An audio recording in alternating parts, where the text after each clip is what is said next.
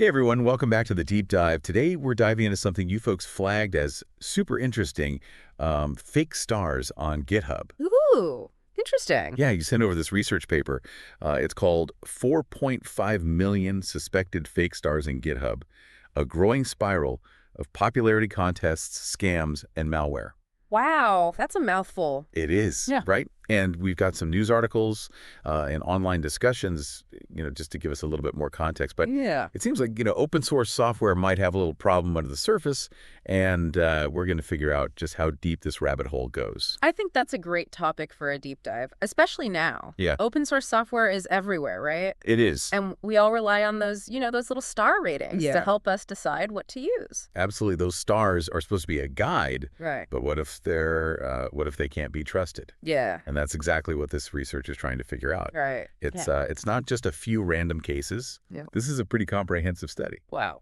So before we get into all the nitty-gritty details, let's make sure we're all on the same page here. Okay. When we're talking about GitHub stars, what are we really talking about? And why should we care if some of them are fake? So GitHub is really all about social coding, right? Yeah. Developers sharing their work, collaborating, and, building their reputation. And stars are kind of like social currency. Right. When you star a repository, you're basically saying, hey, this is a cool project, check it out. It's like an endorsement. Yeah, exactly. And of course, projects that have, a ton of stars tend to get more attention. Yeah, for sure. It's that classic snowball effect, right? Yeah. More stars lead to even more visibility and downloads. Exactly. But here's where things get a little complicated. Okay. This research paper highlights that there isn't always a clear connection between a project's star count and, its actual quality or how widely it's actually used. That's a great point. Like, just because a project has a lot of stars doesn't necessarily mean it's the best tool for the job. Right. And that's not all. Okay. Apparently, there's a whole underground market for buying GitHub stars. No way, seriously. Yeah, and it's not even that expensive. So how much are we talking? Well, according to the paper, you can buy stars for as little as 10 cents each. Wow, so for just a few bucks, someone could make their project look way more popular than it really is. Exactly. It completely throws off the whole system. That's crazy. So how does this black market actually work? Well, there are a few ways it operates. Okay. You've got websites where you can directly purchase stars. And there are even platforms where developers trade stars, like you star mine, I'll star yours. Oh, so it's like a you scratch my back, I'll scratch yours kind of thing. Exactly. Wow. And there was even this case with OceanBase. OceanBase? Yeah, it's a database system from Alibaba. Okay. They were actually giving away gifts to users who starred their repository. Seriously. Wow, that's pretty blatant.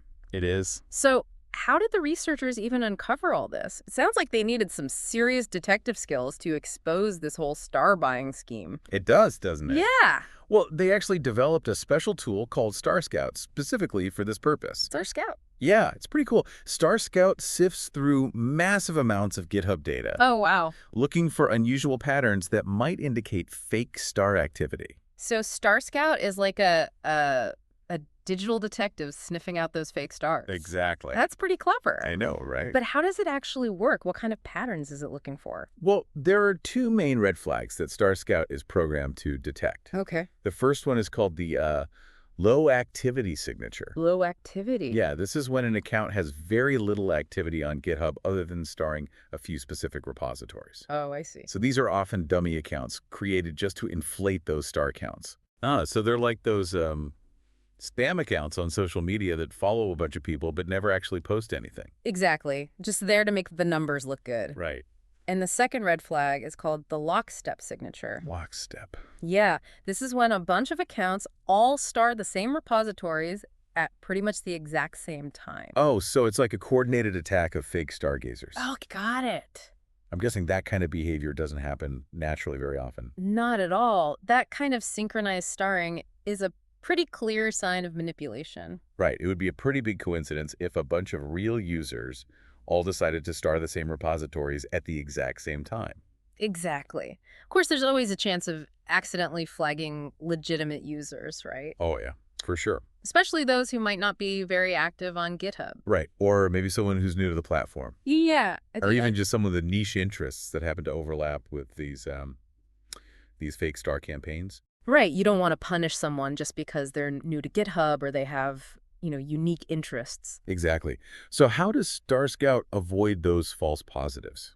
Well, that's where the post-processing step comes in. Okay. StarScout really focuses on repositories that have a sudden, dramatic spike in stars. And those spikes can be directly linked to these suspected fake accounts.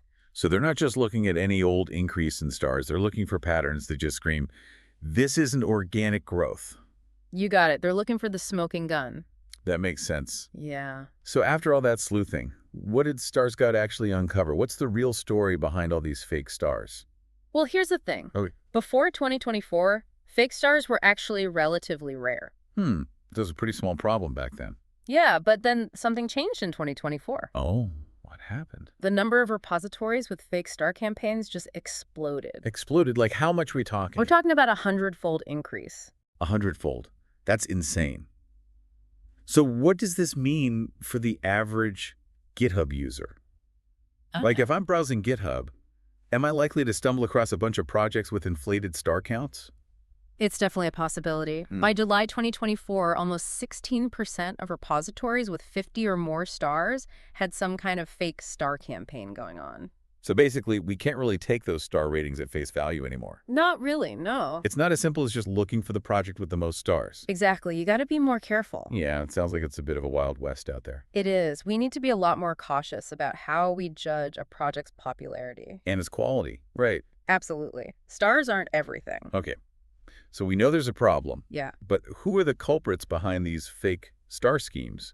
Right. We're talking about, like, individual developers trying to game the system? Or is this something more organized? Well, the research actually gives us some insights into that. Oh. It turns out that a lot of the repositories involved in these campaigns are pretty short-lived. Like, they're only active for a few days. So it's like they're trying to make a quick splash and then disappear before anyone catches on. That's the impression I get, yeah. And the types of repositories involved are often things like pirated software, game cheats, even cryptocurrency bots. So not exactly the most reputable projects to begin with. Yeah, things that are already kind of pushing the boundaries of what's acceptable. Does it get worse? Unfortunately, yes. Oh, no. The researchers think that many of these repositories are actually clickbait, designed to trick users into downloading malware. Oh, wow. That's scary. It is, right? You might think you're getting this cool new software, but you end up infecting your computer with a virus. Yeah, that's a whole other level of shady. It is. It really highlights the importance of looking beyond those star ratings, like you said. It does, yeah. Okay, so we've got these shady repositories. Yeah. With their artificially inflated star counts. Right. But what about the accounts behind these campaigns? What do they look like? Are they easy to spot?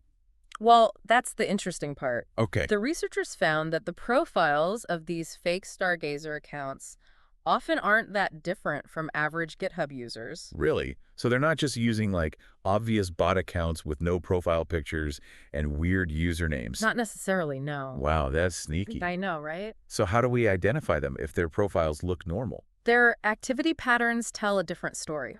Ah, okay. Over 60% of these accounts have very basic activity, mostly just starring and forking repositories. Huh, interesting. They're like those kids in class who only raise their hands to ask to go to the bathroom. Huh, I get it. They're present, but not really participating in any meaningful way. Right, just there to boost the numbers. Exactly. So the researchers were able to group these fake Stargazer accounts based on their activity. Yeah, they actually identified 3 distinct clusters. Oh, wow. Tell me about those. Well, some of them focus almost exclusively on starring. Others are all about starring and forking. Okay. And then there's a third group that has slightly more diverse activity, but they still show some unusual patterns. Like what?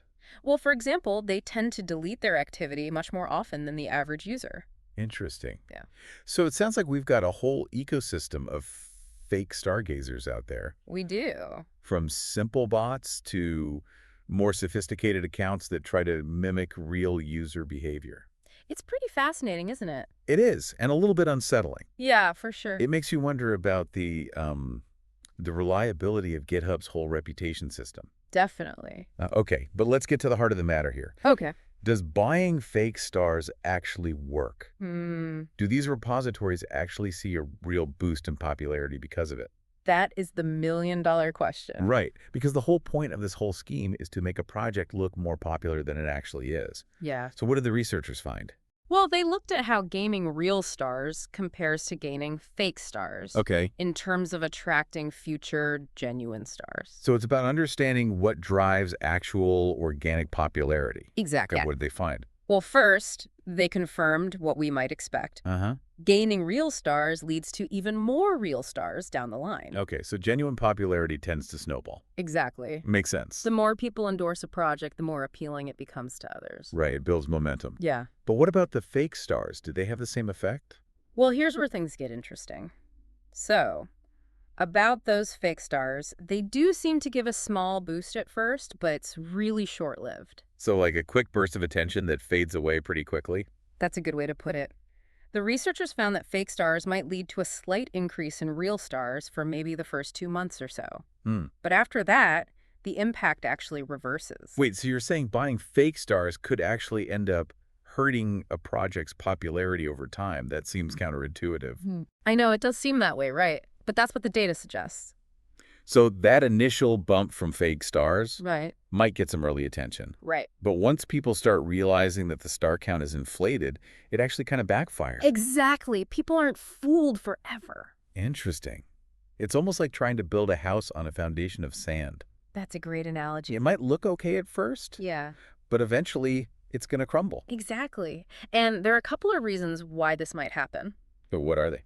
Well, first of all, users might just become suspicious when they see an unusually high star count.